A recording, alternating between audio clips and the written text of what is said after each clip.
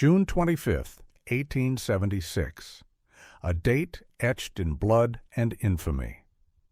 On this day, Lieutenant Colonel George Custer led 268 men to their gruesome demise at Little Bighorn, a massacre so shocking it became America's most infamous military disaster. But this wasn't just a battle lost, it was a nightmare of arrogance, miscalculation, and pure horror. What really happened on that doomed hillside? The truth is far darker than the legends suggest. Custer ignored dire warnings. His men marched into battle exhausted, armed with defective rifles that doomed them from the start. Native warriors, defending their families with fury, outmaneuvered and surrounded the cavalry in a slaughter so brutal, soldiers were mutilated beyond recognition. Eyewitness accounts describe screams drowned out by war cries, bodies piled in heaps, some so horrifically disfigured the army buried the details for decades. But the most terrifying part? This massacre could have been avoided. Custer's reckless ego, his refusal to wait for reinforcements, and his fatal underestimation of the enemy turned what should have been a victory into a bloodbath. Today we uncover the true horrors behind Custer's last stand, the chilling decisions, the catastrophic mistakes, and the final moments of soldiers who never stood a chance. This isn't just history, it's a warning about the cost of hubris. Before we dive in, please like and subscribe to support the community. This daring undertaking stood as proof of his steadfast determination to shape the unfolding of events, rather than yield to fate. Custer's battle philosophy was defined by an unshakable belief in the power of bold, coordinated assaults, always aimed at crushing the enemy. His tactics were simple, yet unrelenting. Seize the advantage with a sudden strike, then press it home by encircling the foe. Yet this rigid, victory-or-nothing mindset, tragically for Custer and his troops, left no room for the possibility of failure. Had Custer commanded in Major Reno's place, his methods might have prevailed. But Reno was not inclined toward reckless daring. His leadership avoided impulsive plunges into peril, untroubled by personal risk. In this way, Custer failed as a commander, demanding that others mirror his aggressive style, a demand utterly divorced from reality. Custer's strategy, even against impossible odds, could have worked had Reno thrown his forces headlong into battle without delay, directly engaging the Hunkpapa warriors. For this, Reno endured harsh condemnation from both the public and the military, who judged him accordingly. Yet Reno was no Custer.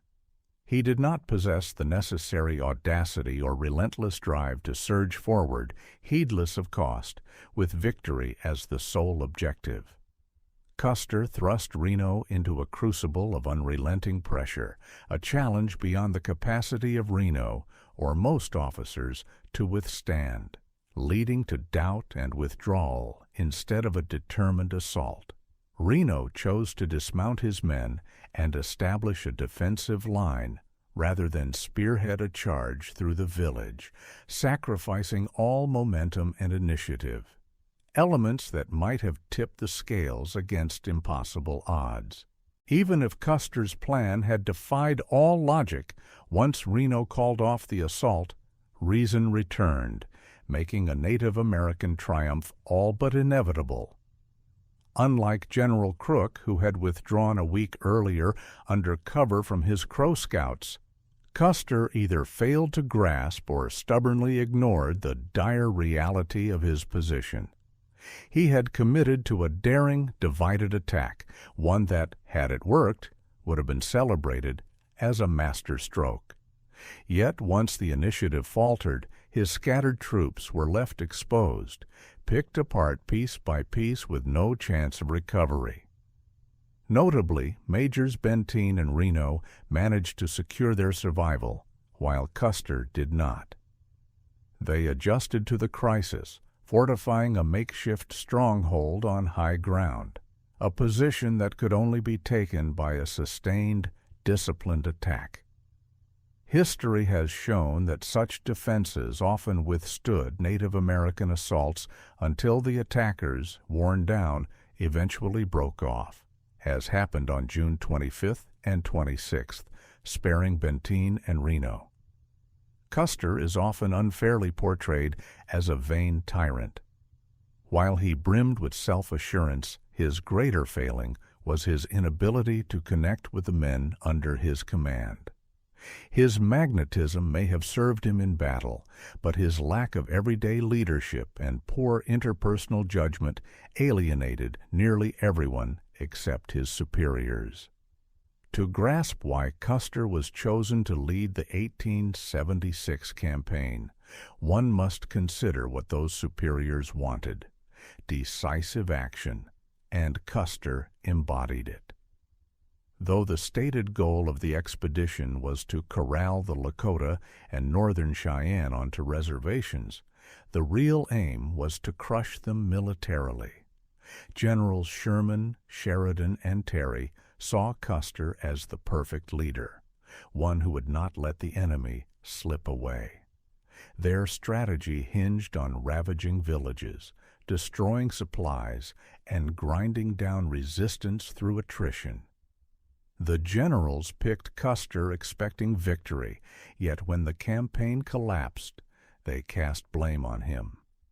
Their plan also mistakenly assumed warriors would only fight defensively to protect their families, a fatal miscalculation. Having already repelled Crook, the Lakota and Northern Cheyenne were emboldened against a smaller force. Custer's motives remain speculative, but his hunger for fame is undeniable.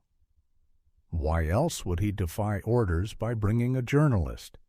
His conversation with Crow Scout White Men Runs Him only underscores his self-importance. These people are a nuisance, harassing settlers and Crow alike. Today I will teach them a lesson. I will defeat them Crows, and establish a fort where the Little and Bighorn meet, so you may live without fear. For Custer, this would have cemented his place in history, both literally and figuratively. Some claim he harbored presidential ambitions or political aspirations, but this seems unlikely. As I've suggested before, a more plausible theory is that he sought to rival Buffalo Bill Cody, recreating his own exploits for fame. Whatever his motives, Custer was undeniably self-absorbed, obsessed with crafting his own legend. When his fortunes turned, his widow, Libby, worked tirelessly to preserve that myth, spreading falsehoods, such as the claim that his body was left untouched.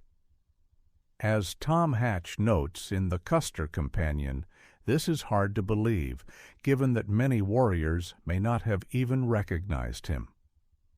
Another flawed theory, proposed by Mary Sandoz in Crazy Horse, suggests Custer took a Cheyenne wife during the campaign.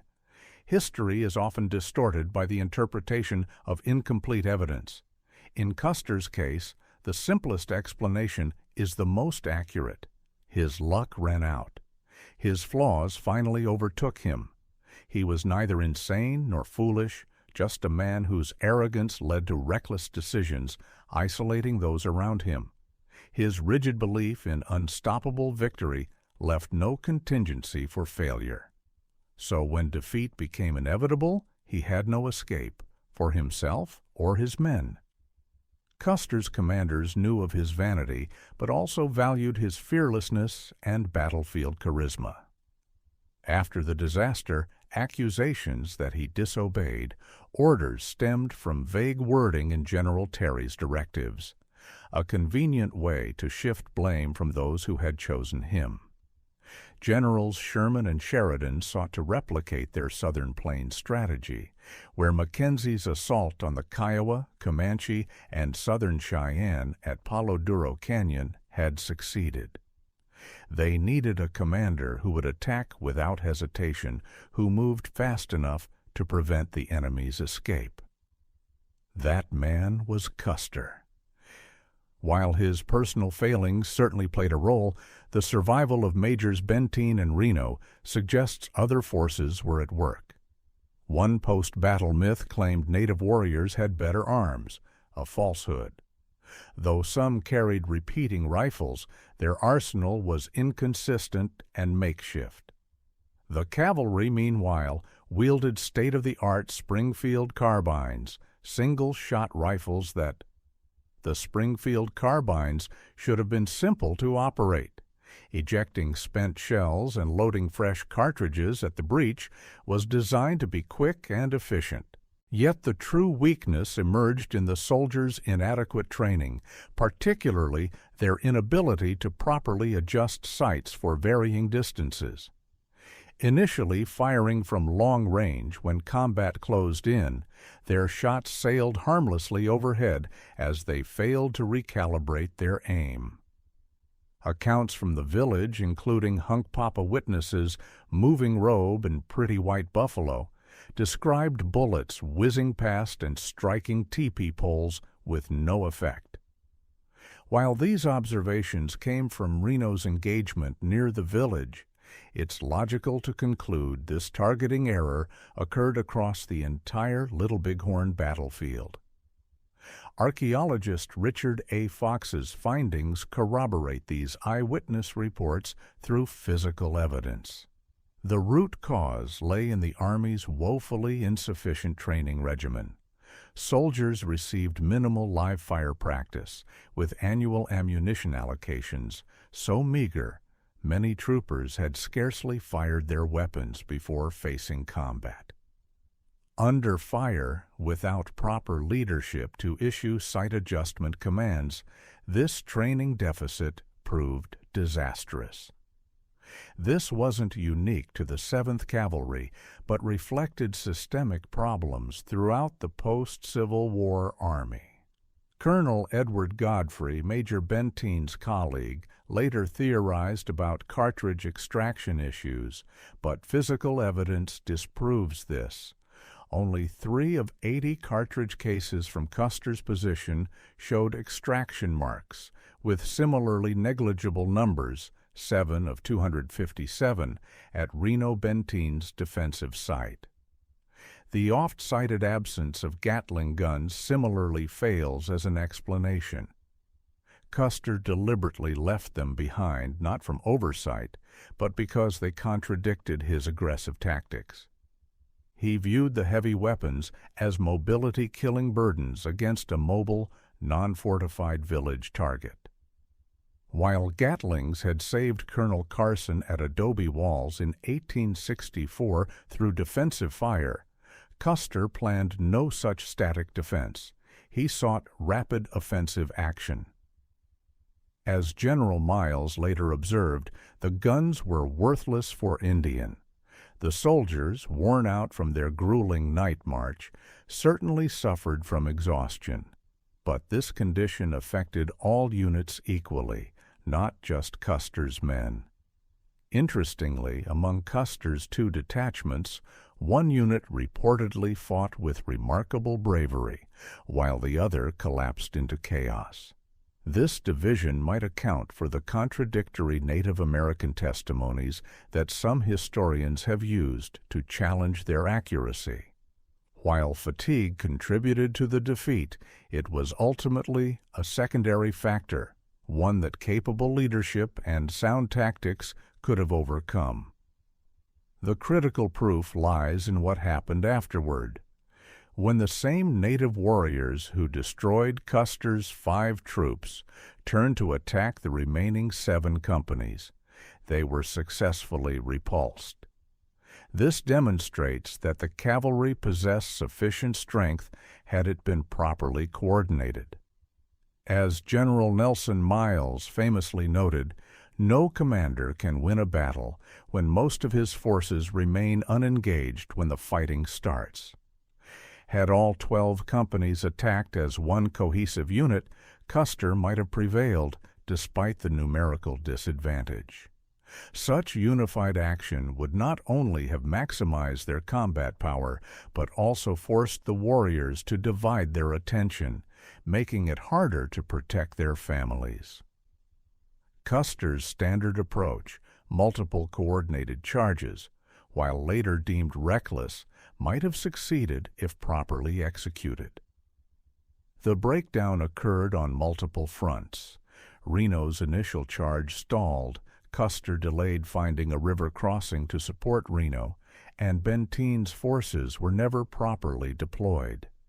Benteen in particular remained largely inactive, having received only vague instructions to move south and southwest and engage any hostiles encountered, hardly clear battle orders. Colonel Edward Godfrey, attached to Benteen's command but absent during the battle, later placed blame on Reno's retreat from the timberline based on an 1886 conversation with Chief Gall. Benteen maintained that had Reno held his position, the combined pressure from both wings might have forced a Lakota withdrawal. This analysis assumes the Army could have won with better tactics, a questionable conclusion at best. Realistically, the best possible outcome might have been more survivors through coordinated defense. The ideal scenario would have seen momentum carry them to victory. Instead, Reno's indecision doomed Custer's men, troops ill-prepared for defensive warfare. Custer's overriding priority was preventing the Native Americans' escape, a concern shared throughout the Army, whose multi-column approach specifically aimed to block retreat routes. Notably, their strategy deliberately targeted civilian villages, banking on warriors prioritizing family protection over battle. This approach had worked recently in the Red River War, concluded just 18 months prior. While General Terry technically commanded Gibbon's forces alongside his own, he essentially so. Was Custer a fearless leader or a reckless fool who doomed his men? The bones scattered across that lonely hillside tell their own story, one of unchecked arrogance, fatal miscalculations, and a battle so catastrophically mismanaged it still sends chills down our spines 150 years later. But here's what keeps historians awake at night. If just one thing had gone differently, if Reno hadn't retreated, if Benteen had arrived sooner, if Custer had waited for reinforcements, could this have been a victory instead of a slaughter? Or was this brutal massacre always inevitable? Now we turn to you. What's your verdict?